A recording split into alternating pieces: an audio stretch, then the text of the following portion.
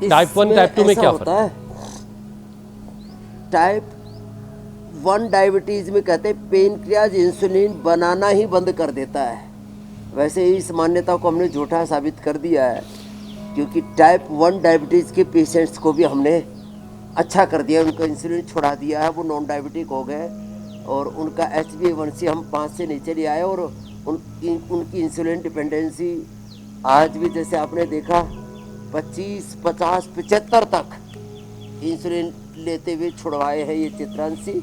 और अभी जो है हमारे साथ यहाँ पर योग कर रहे थे, क्या नाम है, रविंद्र जी, उसके प्रमाण है। तो टाइप 1 में कहते हैं पेनक्रियाज पूरा काम करना ही बंद कर देता है। टाइप 2 में फिर जो हमारे बॉडी के 37 ट्रिलियन सेल्स, उनके रिसेप्टर्स, उनका न्यूक्लियस, उनकी माइटोकॉन्ड्रिया, एक एक सेल का स्ट्रक्चर गड़बड़ा जाता है। रिसेप्टर्स उसके कन्फ्यूजन में आ जाते हैं, माइटोकॉन्ड्रिया में अच्छे से एनर्जी नहीं बन पाती। जब रिसेप्टर्स ठीक नहीं होते तो सेल का मुंह नहीं खुलता और उसमें ऑक्सीजन और ग्लूकोज का ठीक से प्रयोग नहीं होता, तो माइटोकॉन्ड्रिया में एनर्जी पूरी नहीं बनती और न्यूक्लियस, उसका ब्रेन भी जो है वो गड़बड़ा जाता है, लड़खड़ा जाता है सेल का।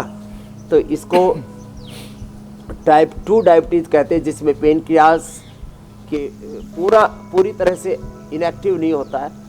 पेनक्रियाज के बीटा सेल्स थोड़े कमज़ोर पड़ जाते हैं, तो उचित मात्रा में इंसुलिन नहीं बनता है, कम बनता है और रिसेप्टर सेल्स के कमज़ोर हो जाते हैं, स्ट्रेस बढ़ जाता है। तो डायबिटीज़ है, लेकिन उसमें पेनक्रियाज पूरी तरह से निष्क्रिय नहीं हुआ है। पेनक्रियाज और बॉडी के सेल्स के रिसेप्टर्स, माइटोकॉन्ड्रिया और उसके न्यूक्लियस में प्रॉब्लम आई है, तो फिर उसके कॉम्प्लिकेशंस और ज़्यादा बढ़ जाते हैं, उसको टाइप 3 कहते हैं। तो टाइप 1 में पेनक्रियाज की पूर्ण निष्क्रियता, टाइप 2 में पेनक्रियाज और उसके बॉडी के सेल्स की निष्क्रियता का कम होना या उसका सक्रियता का कम होना, और टाइप 3 में फिर डायबिटीज़ के कॉम्प्लिकेशंस का बढ़ जाना।